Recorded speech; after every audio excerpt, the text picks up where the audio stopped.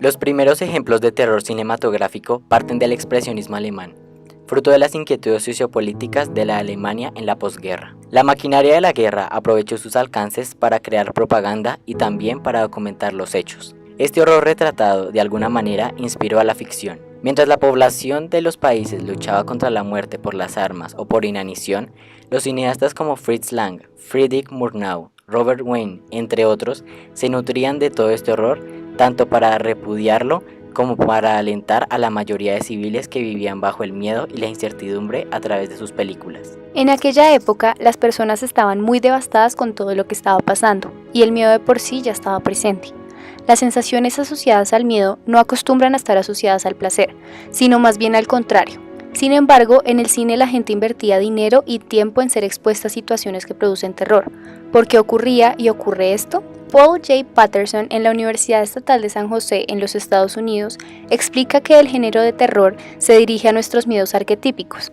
Se puede ver en toda la historia cómo cada generación ha definido el terror a su manera, es decir, las películas escenificaban los temores de la época en la que se haya filmado la película. Es bien conocido que el cine de terror afecta física e intelectualmente a las personas de manera negativa. Incrementan el ritmo cardíaco en personas con enfermedades coronarias, pueden aumentar el dolor del pecho y la presión arterial.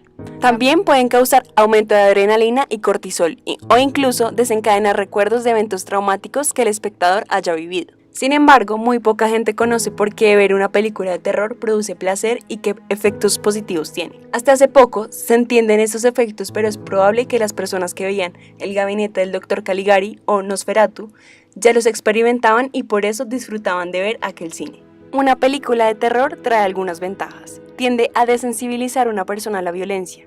La ayuda a volverse menos sobresaltada cuando se enfrenta a situaciones difíciles en la vida real. Por otro lado, existen las teorías de Stillman, que nos permitirán entender por qué la preferencia de muchas personas por este tipo de películas. Toda narración ficticia incluye una trama y unos personajes.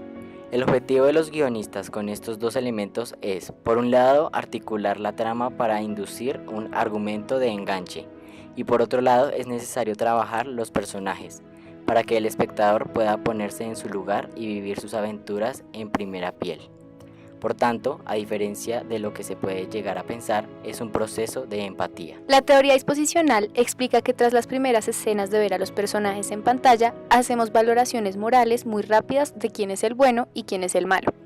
De esta forma, adjudicamos los papeles a la trama y organizamos las expectativas de qué sucederá. Tenemos claro que los personajes valorados positivamente comenzarán a sucederles desgracias, generando así compasión hacia ellos y ganando empatía e identificación.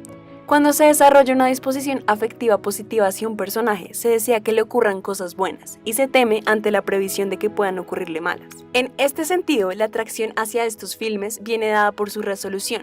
A lo largo de los minutos se van generando expectativas de cómo debería finalizar la historia de cada personaje, de modo que al verse resuelta nos produce placer. Sin embargo, la teoría de la disposición no explica por qué nos gusta sentir malestar teniendo unas expectativas contrarias a la valoración del personaje. Muchas investigaciones desvelan un principio de inversión hedónica en la valoración de personajes dramáticos.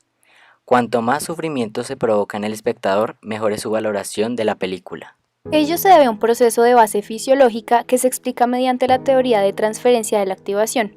Dicha teoría expone que a medida que ocurren sucesos contrarios a nuestras expectativas, se va generando malestar empático y a su vez reacción fisiológica consecuente.